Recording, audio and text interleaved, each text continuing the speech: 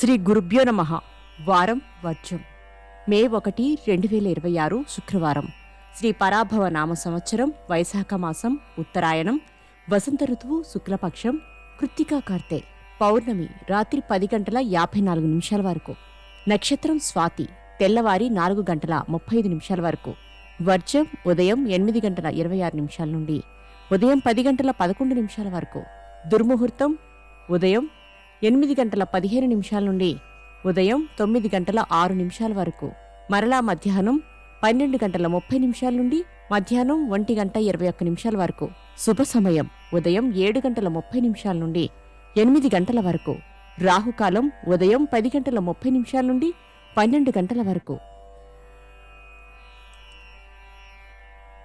ద్వాదశ రాశుల వారు ఈరోజు చేసుకోవాల్సిన పూజలు: లక్ష్మీ కుబేర స్తోత్రం చదవండి. తెలుపు రంగు పువ్వులతో అమ్మవారిని పూజించండి.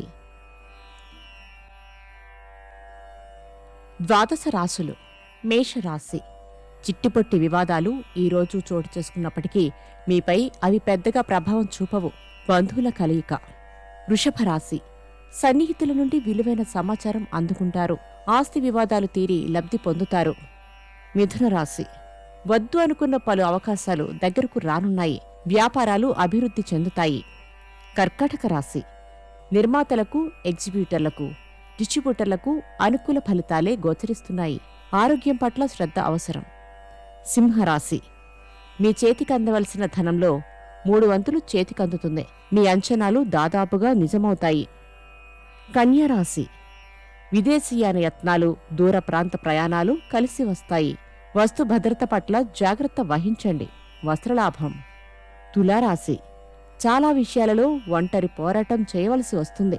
దీర్ఘకాలిక సమస్యలు తీరి ప్రశాంతత పొందుతారు. వృశ్చిక రాశి. అంతిమ విషయాలు మాత్రం మీ సొంతమవుతాయి. సహోద్యోగులతో జాగ్రత్తగా మెలగవలసి ఉంటుంది. ధనస్సు రాశి. అనేక సందర్భాలలో జీవిత భాగస్వామి సలహాలు తీసుకుంటారు, కానీ వాటిని పాటించరు. చర్చాగోష్ఠులలో పాల్గొంటారు. మకర రాశి. సంతాన విద్యా విషయ వ్యవహారాలు అనుకూలంగా ఉంటాయి.